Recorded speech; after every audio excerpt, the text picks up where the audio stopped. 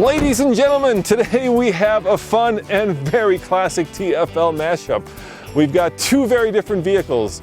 We've got a pickup truck versus, well, a crossover SUV. But think of it this way.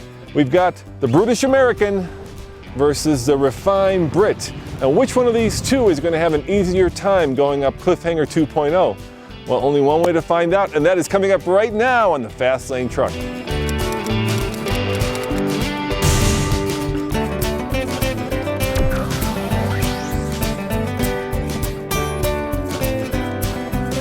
Often going off-road is all about the tire, and well, we've got an interesting TFL mashup. We've basically got the old version and the new version of the BFGs here. These are the KO2s, these are the originals. These have 30,000 miles on them. These have, well, they look like they're brand new. So, point Range Rover, at least in terms of which one has better tires. But you know what? I think we're gonna air down both vehicles to give us a little bit more grip. So I'm gonna air these down to about 18 PSI. You could go lower, but if you go too low, you risk popping the bead. The other problem is, of course, you lose ground clearance the lower you go because the tire gets flatter. But the upside is you get a lot more grip and actually a cushier ride. I felt really bad this winter when I got that Range Rover Sport stuck, so I wanted to show what it can do with a proper set of tires. In fact, they're more proper than the Raptors. The Raptor has 37,000 miles on these KOs, and that's a lot of miles for a set of very off-road worthy tires. Now there's a lot of other differences too.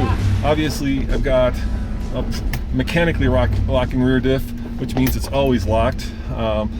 And I have a solid rear axle, which is better for off-roading, I believe, because it means I'm not going to get as much wheel air time, hang time let's call it, as an independent suspension might do.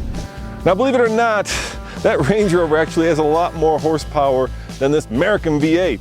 But that's not what counts. It's about torque and about the all-wheel drive system, or in this case, the four-wheel drive system, a classic American four-wheel drive pickup. In other words, a transfer case that takes all that torque of this V8 and delivers it to the wheels, plus a solid rear axle, which means that the rear tires stay on the ground, and of course, a locking rear diff.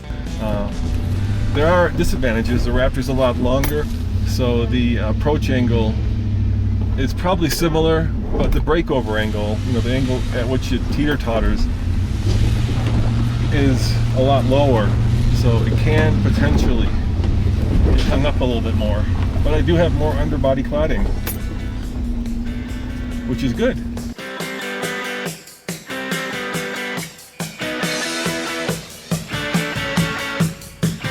So Alex here was kind enough to bring his personal Range Rover Sport to show us what this vehicle is capable of. Tell me, why did you decide to lift it? Nobody lifts these things. Well, I really just wanted to use the car, what it was built for, yeah. And you see so many of these things just being wasted, driven to the mall and back, parked out at the valet parking lots, and I really wanted to show what this car was capable of. Yeah. And was it hard to find? I mean, obviously it's easy to find parts and bits, off-road worthy parts and bits for Jeeps, but how about for a Range Rover? Because, you know, Range Rover will tell you that the third owner or 7 years is when these first go off-road, and this is a 2015, so you are breaking that mold, my friend. Well, I don't know if that's a good thing or a bad thing. It kind of makes me sound a little crazy, but you know, surprisingly, obviously there's a hardcore Land Rover culture, and there's a few of us in the Range Rover and Range Rover Sport world that actually want to use our rigs for what they're built for. So believe it or not, there's a small community, but we've found a way to find the parts that we need to make these things even more capable than they already are. And then we can also put it into sand mode, or especially today, if things start getting hairy, we'll put it into rock crawl mode. The other cool thing is right here, it shows you that the center differential right there is locked and the rear differential is open right now. And this will be dynamic. This will change based on the conditions of the trail. Yeah, and you know, it wasn't fair. We got the other one stuck. It had the tires that it came with. It wasn't fair to the vehicle. So I'm really grateful you brought this to actually show our viewers what these can do. Are you at all nervous about the Cliffhanger, seeing it for the first time? Not at all. I've seen what this car is capable of with stock tires and stock suspension. So I'm really looking forward to see how it does with a couple extra goodies on it. All right, so if you hear like scary crunching and metal on rock, that's not going to bother you? All right, touche. You got me on that one. The only thing that scares me here is crunching and scraping. But at the end of the day, hopefully the bigger tires and extra clearance will come in handy. Yeah, I mean, we did the math, right? And that one has, what, you think about 11, almost 12 inches? Actually, probably between 12 and 13 inches of ground clearance, which you can't quite tell here because of the angle that we're parked at, but yeah, it's got a fair amount of clearance. Yeah, you've got 3 inches on me.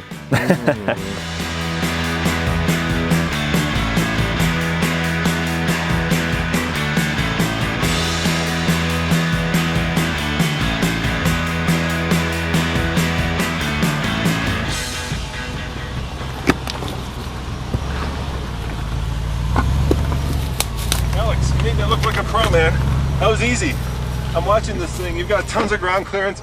There was no point in time where you were even close to being stuck.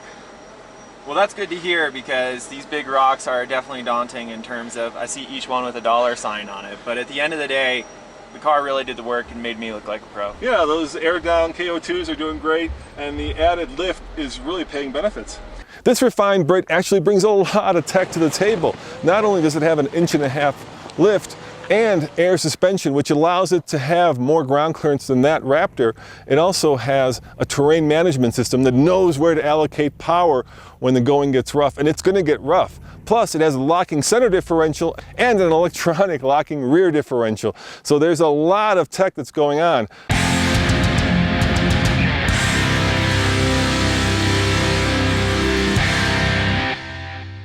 So we've come to a fork in the road, and the left side's a little bit harder, but the right side is just as hard. And it's hard to show just how steep this is, but even walking this hill is very difficult. Loose rocks, loose dirt, very steep. It's amazing what modern vehicles can do. I hate to say this, but I think he may have a little bit of an advantage.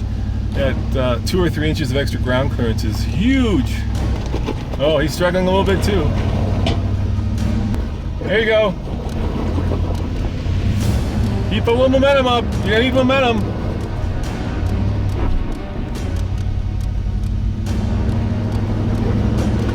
Uh-oh, looks like he's stuck.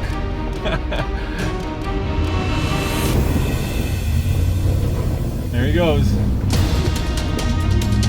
There we go. There we go. Use momentum. Oh, hitting rock. Come on, get momentum. There we go. There we go. There we go. Is working hard.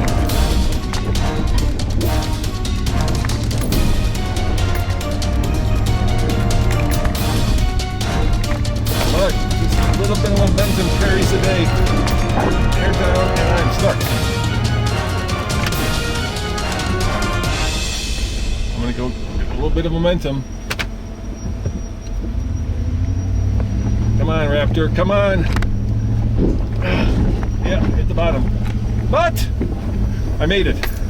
So Alex, here's the trickiest part of the entire Cliffhanger. We call this the razor bend, right? Because this is like a razor and it'll cleanly cut the bottom of your very expensive Range Rover in half. So I noticed that you were kind of struggling at times. Like, what was the terrain management system doing? I think that terrain management is extremely active, and you know, the biggest struggle for me was figuring out how to work with the terrain management. It's really a system that wants you to work with it, and there's a couple of tricks to it. So many times where it felt like you were stuck, it was cutting fuel and whatnot, and so it was really about letting off the gas and giving it another try, and then it would keep moving forward. But so you felt like it was trying to do stuff that you didn't want it to do in some ways, right? It would cut power and you were like, hey, go, and yeah, absolutely. And so I think right now, this is my first time doing hardcore off-roading in the car. Yep. And so right now, this is just as much about figuring out how to get up this trail as it is about figuring out how to work with my car. But with some time, I think she and I will figure out how to work with each other. All right, let's go up the razor bend and just be careful, all right? So really, it's about taking the right line and just being smooth and steady, keeping on the power and letting the truck do the work. My fingers out of the steering wheel, just in case. Here's a razor bend. Come on, Raptor, yes! No metal on rock. And that is the right line. I hope that Alex has similar luck with his Range Rover.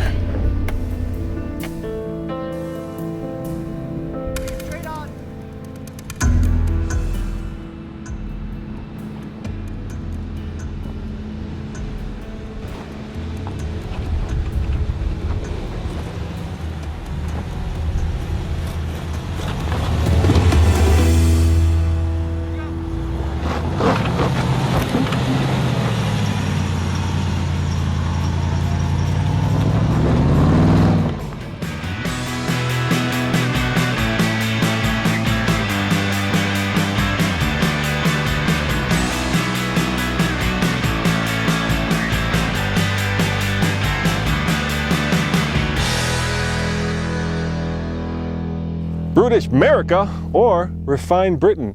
You know, they're both at the top of the Cliffhanger, and they both did it in two very different ways. This was just about old school, raw, four-wheel drive, and that was about a much more sophisticated and yet just as capable off-road terrain management system. Really what it comes down to is, in my book, something much simpler than that. How willing are you to do trail damage? And with a 2-year-old, actually a 3-year-old Raptor, I'm probably a little bit more willing to do trail damage than Alex is in his brand new Range Rover Sport. As always, this is Roman reporting for the Fast Lane Truck. Check out tfltruck.com for more news, views, and of course, look at this, top of the world Cliffhanger reviews. See you next time. Ciao.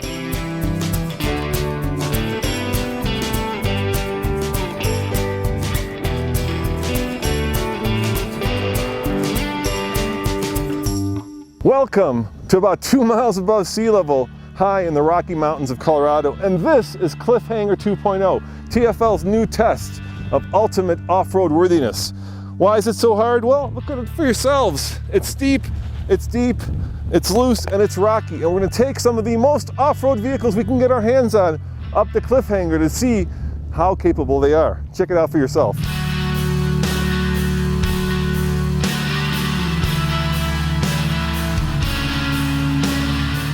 It's most certainly a Jeep thing, or is it a Goldilocks thing? You'll get that reference by the end of this video. Today I have brought what is perhaps one of the most off-road capable vehicles that you can buy. It's the Wrangler Rubicon Hard Rock Edition, and this has all the bits and pieces that you'd want to go up Cliffhanger 2.0. But first, I need some help. Now, I brought the 2016 Jeep Renegade Trailhawk to this comparison. Did I bring a knife to a gunfight? I have pretty good confidence. Now, unlike Andre's little Fiat over here, I'm very certain that this 2016 Jeep Wrangler Sport S will make it up Cliffhanger 2.0.